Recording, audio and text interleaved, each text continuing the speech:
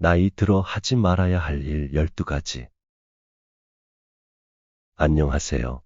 나이를 먹는 것은 피할 수 없는 자연의 순리입니다. 나이가 들면서 우리는 많은 경험과 지혜를 얻게 되지만 그와 동시에 우리의 행동과 말에 대한 책임도 커집니다. 그러나 나이가 들면서 우리의 행동과 생각에도 변화가 필요하다는 것을 깨달아야 합니다. 늙었다는 말은 늘 같지 않고, 즉 젊을 때와 같지 않다는 말에서 유래한 것입니다. 모습뿐만 아니라 당연히 행동, 생각, 생활태도, 인생관이 젊었을 때와는 당연히 같지 않은 것입니다. 그래서 이번 시간에는 나이 들면서 하지 말아야 할 행동에 대해 이야기해 보겠습니다. 첫째, 잔소리하지 마라. 나이가 들면 젊은 사람들에게 조언을 주고 싶어지는 것은 자연스러운 일입니다. 하지만 잔소리는 상대방에게 부정적인 감정을 유발하고 자칫 관계를 소원하게 만들 수 있습니다. 대화를 통해 서로의 의견을 나누는 것은 중요하지만 잔소리는 피하는 것이 좋습니다. 예를 들어 손자에게 공부하라고 매일같이 잔소리를 하면 오히려 공부에 대한 반감만 커질 수 있습니다. 아는 것도 모르는 척, 보았어도 못 본 척 넘어가는 것이 때로는 더 나은 방법입니다. 잔소리를 줄이면 가족 간의 관계도 훨씬 더 원활해질 것입니다. 둘째, 큰 소리도 하지 마라. 큰 소리는 상대방을 두렵게 하고 존중받지 못하는 느낌을 줄 수 있습니다. 의사소통은 존중과 이해에서 시작되어야 합니다. 큰 소리는 대화의 질을 떨어뜨리고 오해와 갈등을 유발할 수 있습니다. 자신의 주장을 내세우고 모든 것을 가르치려 하는 것도 피해야 합니다. 예를 들어 가족 모임에서 자신의 의견을 강하게 주장하면 오히려 분위기가 나빠질 수 있습니다. 대화는 서로의 의견을 존중하고 들어주는 것이 중요합니다. 큰 소리를 내기보다는 차분하게 대화하는 태도가 필요합니다. 셋째, 불편했던 과거 일을 언급하지 마라. 나이가 들면서 과거에 겪었던 불편했던 일들을 계속해서 언급하는 경우가 있습니다. 이는 주변 사람들에게 부정적인 영향을 줄 수 있으므로 피하는 것이 좋습니다. 예를 들어 과거에 안 좋은 일이나 서운했던 일들을 새삼스레 들추어 내어 분위기를 망치는 것은 피해야 합니다. 과거의 불편한 일들은 현재의 관계를 악화시키고 감정을 상하게 할 수 있습니다. 과거보다는 현재와 미래를 바라보며 긍정적인 대화를 나누는 것이 중요합니다. 넷째, 남을 원망하지 말라. 원망은 자신을 불행하게 만들 뿐만 아니라 주변 사람들과의 관계도 악화시킬 수 있습니다. 남을 원망하기보다는 자신의 상황을 개선하기 위해 노력하는 태도가 중요합니다. 특히 가족 중 누군가를 미워하거나 원망하는 일은 피해야 합니다. 예를 들어 자식이 기대에 미치지 못한다고 원망하게 되면 가족 간의 불화가 생길 수 있습니다. 원망은 당신을 절망의 늪에서 헤어나지 못하게 할 뿐입니다. 긍정적인 마인드를 유지하며 서로를 이해하는 것이 중요합니다. 다섯, 포기하지 말라. 나이가 들어도 새로운 도전과 학습은 계속될 수 있습니다. 포기하는 것은 자신의 성장을 멈추게 만듭니다. 새로운 것을 배우고 도전하는 것은 나이와 상관없이 우리의 삶을 더 풍요롭게 만듭니다. 나이가 들어서 아무것도 할 수 없다고 생각하는 것은 잘못된 생각입니다. 예를 들어 새로운 취미를 시작해 보는 것도 좋은 방법입니다. 살아 숨 쉬는 것 자체가 생의 환이라는 것을 깨닫고 매 순간을 즐기는 것이 중요합니다. 아무것도 이룬 것이 없어도 인생은 즐거운 것입니다. 여섯, 노인이라는 이름으로 젊은이를 책하지 마라. 젊은이들의 생활 양식이나 생각이 다르다고 해서 비난하지 마세요. 세대 간의 차이는 항상 존재합니다. 하지만 세대 차이를 이해하고 존중하는 것이 중요합니다. 젊은 세대에 대한 이해와 대화를 통해 세대 간의 간극을 좁힐 수 있도록 노력해야 합니다.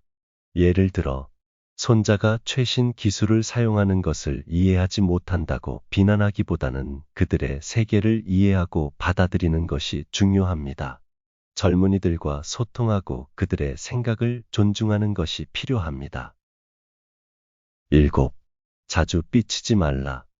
가족이나 타인에게 서운한 마음을 자주 표현하는 것도 피해야 합니다. 삐침은 소통을 막고 관계를 어렵게 만듭니다. 감정을 표현하는 것은 중요하지만 감정의 조절도 필요합니다. 상대방과의 원활한 소통을 위해 감정을 건강하게 관리하는 것이 중요합니다.